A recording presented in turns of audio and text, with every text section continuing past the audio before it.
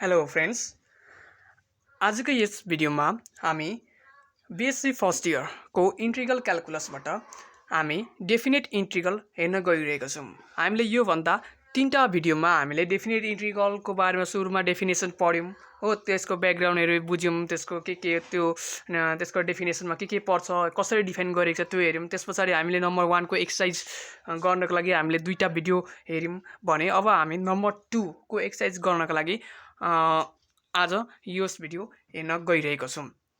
ठीक छ, जहाँ चाहिँ हाम्रो क्वेशन चाहिँ यसरी दिएको हुन्छ, इभ्यालुएट द फलोइङ भनेर हामीलाई क्वेशन यसरी दिएको हुन्छ। अब यो कसरी आयो त भन्ने कुरा हो। यो भन्दा अगाडि त क्वेशन बेग्लै थियो हो, हामीले त इन्टिग्रेसन गर भनेर दिएको हुन्थ्यो अनि हामीले बाइ डेफिनेसन भनेर हामीले गर्थ्यौं भने त यहाँ त के दिएको छ, यहाँ त अर्कै के दिएको छ हो। अब पहिला यो कुरा बुझौं, यो कसरी यसरी यस्तो भयो, यसलाई कसरी इन्टिग्रेसन गर्ने, यसलाई कसरी इभ्यालुएट गर्ने भन्ने कुरा आज हामी बुझ्न गइरहेका छौं। अब यहाँ ल सबभन्दा सुरुमा चाहिँ कहाँबाट थाल्ने भन्दाखेरि यहाँ यो बुझ्नको लागि सबभन्दा सुरुमा हामीले के थाहा छ भन्दाखेरि हामीलाई जस्तै ए इन्टिग्रेसन हैन एबी fx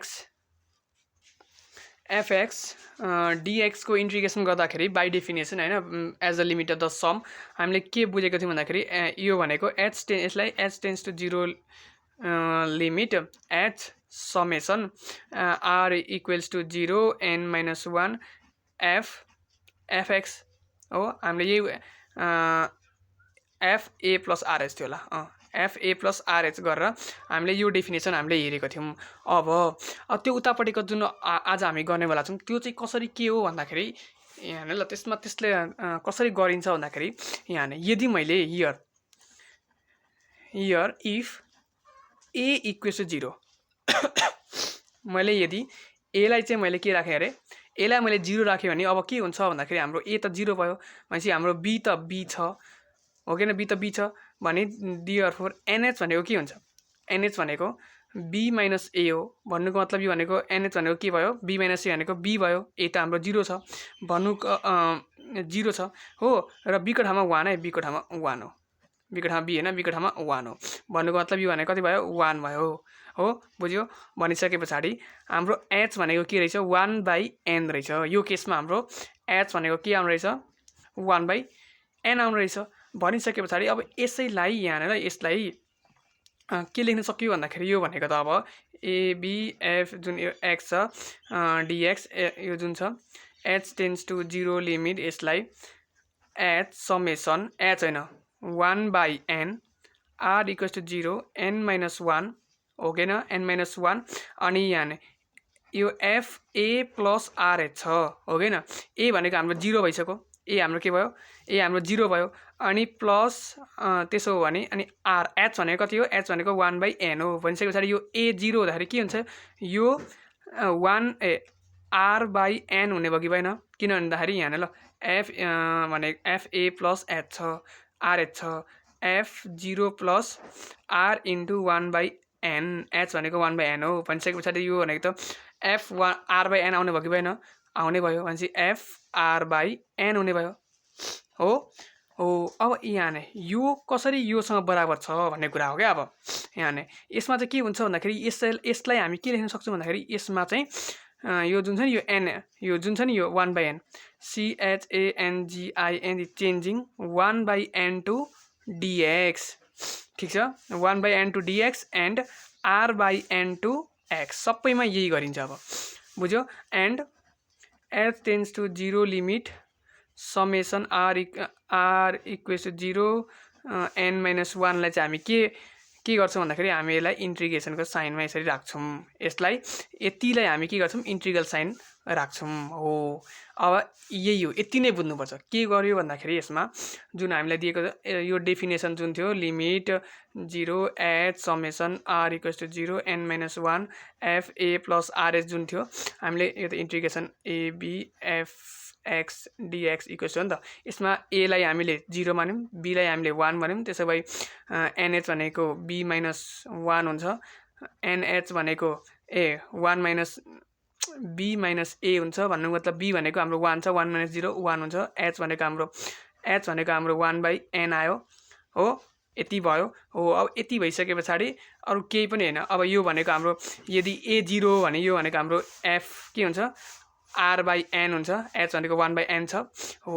यतिलाई अब यही नै हो। अनि यसमा यति निकालेर चाहिँ हामी r/n लाई हामी x मान्छौँ, 1/n लाई हामी के मान्छौँ भन्दाखेरि यसलाई हामी h मान्छौँ अनि हामी इन्टिग्रेसन गर्छौँ हो। अब यहाँनिर चाहिँ हामी के गर्दैछौँ भन्दाखेरि यहाँ हेर्नु ल क्वेसन यसरी दिएको छ। त्यसपछि अब क्वेसनमा सल्भ गरौँ अनि बुझिन्छ ल। यहाँ सोलुसन SOLUTION म सोलुसन लेख्छु। सोलुसन च्यानल सब्सक्राइब गर्ने।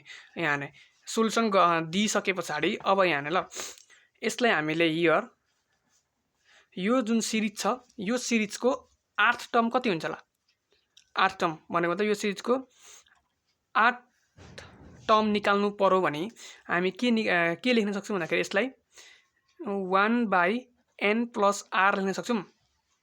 ओके न यहाँ हेर्ने where r = 1 2 3 4 dot dot dot n सम्म जान्छ सक्सेसिभली। ओके न हो। यसलाई यहाँ यति यो टर्मले हरेक टर्मलाई सेटिस्फाई गर्छ। व्हेन r = 1 r 1 हुँदाखेरि n + 1 हुने भयो। ओके न सेकेन्ड टर्मको लागि r 2 हुँदाखेरि n + 2 हुने भयो। भनिसके पछाडि यो यहाँदेखिको यहाँसम्मको सिरिजको लागि हाम्रो जेनरल टर्म 8 टर्म भन्नुको मतलब जेनरल टर्म के हुने रहेछ यो हुने रहेछ जहाँ चाहिँ r भनेको हाम्रो के छ 1 2 3 4 देखि n सम्म सक्सेसिभली हुने रहेछ। भनिसके पछाडि यसलाई यो जुन यो छ यसलाई म के लेख्न सक्छु भन्दाखेरि त्यसो भने यो लिमिटलाई म के लेख्न सक्छु भन्दाखेरि सो द LIMIT यो लिमिटलाई म समेसनमा राख्न सक्छु। n tends to infinity limit summation r = 1 n सम्म 1/n + r हुने भयो। ओके न यो समेसनले यो सिरिज दिन्छ नि। ओके दिन्छ। अब यहाँबाट यहाँ 1/n + r बाट यसलाई म 1/n कमन लिँदाखेरि यो के हुन्छ यो भनेको यसबाट r कमन n कमन लिएको भनिसके पछाडि यो भनेको 1 + r/n रहन्छ। ओके न हो नि त। भन्नुको मतलब n tends to infinity limit = summation r = 1 n भयो। यसबाट के कमन 1/n कमन लिँदाखेरि यो भनेको 1/1 + r/n कमन आउँछ आयो हो। किन n कमन लिएको भन्दाखेरि हामीलाई किन चाहिन्छ भन्दाखेरि changing CHANGIN changing r/n to x and 1/n to dx हो। यो चेन्ज गर्नको लागि हामीलाई चाहिन्छ। हामीले अघि हेरिसकेको थियौं r/n लाई हामीले x मा चेन्ज गर्नुपर्ने हुन्छ र 1/n लाई हामीले dx मा चेन्ज गर्नुपर्ने हुन्छ। ठीक छ हो। त्यही चेन्ज गर्नको लागि हामीलाई हरेक क्वेसनमा के गर्नुपर्ने रहेछ हरेक क्वेसनमा 1/n र r/n चाहिँ हुनै पर्ने रहेछ हो। अब चेन्ज गर्दाखेरि के हुन्छ भन्दाखेरि यो हाम्रो के बनिन्छ 0 1 बनिन्छ। किन भन्दाखेरि हामीले यो फर्मुला अथवा यो कन्सेप्ट हामीले कतिखेर युज गरेको भन्दाखेरि जब चाहिँ कतिखेर यो कन्सेप्ट आयो भन्दाखेरि जब चाहिँ हाम्रो a = 0 र b = 1 हुँदाखेरि यो कन्सेप्ट आएको थियो नि त। त्यही भएर हाम्रो लिमिट के हुन्छ 0 1 हुन्छ। ठीक छ। अनि 1/, अब यो भनेको यहाँ 1/, यो 1/, लेखेको मैले 1/1 + r/n भनेको हाम्रो x भयो अनि 1/n भनेको हाम्रो dx भयो। अब यसको इन्टिग्रेसन कति हुन्छ यसको इन्टिग्रेसन भनेको हाम्रो log 1 + x भयो 0 देखि 1 सम्म = यो भनेको log 1 + 1 अनि माइनस log 1 - 0 हैन log 1 - 0 यस्तै भयो = log 2 - log 1 = log 2/1 अथवा log 2 भनौं न हैन। एन्सर यसरी निक्ल्यो। ठीक छ हो। यसरी गरिन्छ यो खालको क्वेसनलाई यसरी सल्भ गरिन्छ। ठीक छ। यो त सजिलो भयो हैन। यति मात्र बुझ्ने कि यहाँ दिएको जुन छ सिरिज दिएको छ त्यसलाई हामीले समेसनमा यसरी राख्नु पर्छ। ठीक छ। r टर्म निकालिसकेपछि हैन जेनरल टर्म निकालिसके पछाडि हामी यसरी समेसनमा हामीले राख्न सक्छौं र समेसनमा राखिसके पछाडि हामीसँग के कुरा हुनुपर्छ r/n र 1/n हुनुपर्छ जसलाई चाहिँ हामी x मा र dx मा चेन्ज गर्न सकौं। यति भइसके पछाडि हामी चेन्ज गरेर हैन यो साइन भनेको हाम्रो इन्टिग्रेसनमा गइहाल्छ 0 देखि 1 यसरी हामीले गर्न सक्छौं। ठीक छ। अब पनि बुझेन भने अझै एउटा क्वेसन गर्दाखेरि टक्कसँगले बुझिन्छ। ठीक छ, म 14 नम्बरकै क्वेसन लिन्छु नि त हैन। 14 नम्बरकै क्वेसन लिँदाखेरि 14 नम्बरमा के छ भन्दाखेरि n tends to infinity limit n by n square plus 1 को स्क्वायर छ, त्यसैगरी plus n by n square plus 2 को स्क्वायर छ, त्यसैगरी plus dot dot dot n by 2n को स्क्वायर छ। ठीक छ, यस्तो छ। भनिसके पछाडि सोल्युसन हियर RTERM टर्म भनेको हाम्रो के भयो भन्दाखेरि 1 बाई n त छँदैछ, n को स्क्वायर प्लस r को स्क्वायर हुने भयो कि भएन, where r equals to 1 2 3 4 dot dot SUC n सम्म SUCCESSIBEL सक्सेसिभली 1 2 3 पुट गर्यौं भने हाम्रो यही सिरिज आउँछ। ठीक छ, हो कि न त। यहाँ 1 2 3 4 5 6 7 गर्दै n सम्म छ भनेपछि हरेक टर्मको जेनरल टर्म यो सिरिजको जेनरल टर्म यो भयो। ठीक छ, त्यसो भने यो लिमिट हाम्रो के हुन्छ, सो द LIMIT लिमिट, यो लिमिट के हुन्छ भन्दाखेरि limit equals to n tends to infinity limit summation r equals to 1n हो। अब यहाँ हामीसँग के छ n by n square plus r square छ हो।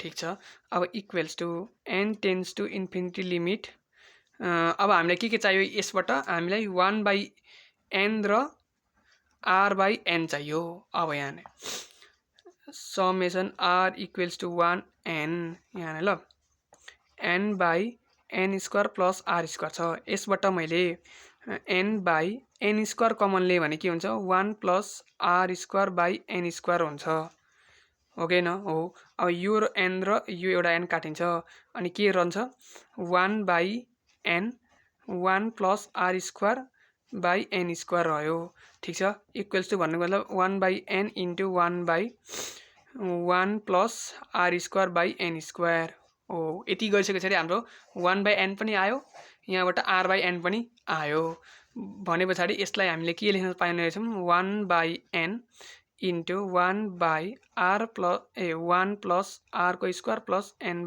को स्क्वायर यति लेख्न हामीले पाउने रहेछौँ। अब CHANGING changing 1 by n to r by n to x, x मा चेन्ज गरिसके पछाडि न 1 बाई n भनेको dx हुन्छ, यसलाई मैले y मा चेन्ज गरेँ भने के हुन्छ dy लेखिन्छ, एउटै कुरा त हो हैन। 1 बाई r बाई n भनेको x भनेपछि 1 बाई n भनेको हाम्रो के हुन्छ 2 dx हुन्छ। अनि देन अब यसलाई हामी के लेखिन्छ integral of 0 1 by 1 plus x को स्क्वायर हुने भयो, यो r बाई n भनेको x छ, x को स्क्वायर dx हुने भयो। ठीक छ, अब यसको इन्टिग्रेसन गरौँ, इन्टिग्रेसन भनेको 1 plus x square 1 by 1 plus x square dx को इन्टिग्रेसन के हुन्छ भन्दाखेरि 10 इन्भर्स x हुन्छ, limit 0 1 equals to 10 inverse 1 minus 10 inverse 0 equals to 10 inverse 1 हुन्छ इक्वल्स टु पाई बाई 4 हुन्छ र यो हाम्रो के हो एन्सर भयो।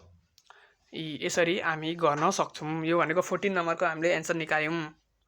ओके, ठीक छ। र त्यसै गरी हैन म पनि त BSc फर्स्ट इयरको स्टुडेन्ट हो, त्यही भएर मैले अलरेडी मैले एक्सर्साइजहरू सकेको छ हो। मैले 13 र 14 नम्बरको बुझाएर तिमीहरूलाई कसरी गर्ने, यसको के कसरी गर्ने, कसरी सल्भ गर्ने भन्ने कुरा मैले सिकाइसकेँ। अब 15 नम्बरदेखिको मैले भनिराख्नु पर्दैन, आफै तिम्रो साइन्स स्टुडेन्ट हो, दुईटा एक्जाम्पल गरिसके पछाडि त अरू त म्याथको बुझिहाल्छौ, र पनि काहीँ केही गाह्रो अप्ठ्यारो हुनसक्छ। त्यही भएर यहाँ हेर्ने 15 नम्बरको यो हो, आदि छ यहाँनिर हो। यसरी 15 नम्बरको यसरी थाल्ने हैन, पज गरेर हेर्दै गर्नु। एन्सर यति नै हो। यो 15 नम्बरको भयो, गरिसक्यौ।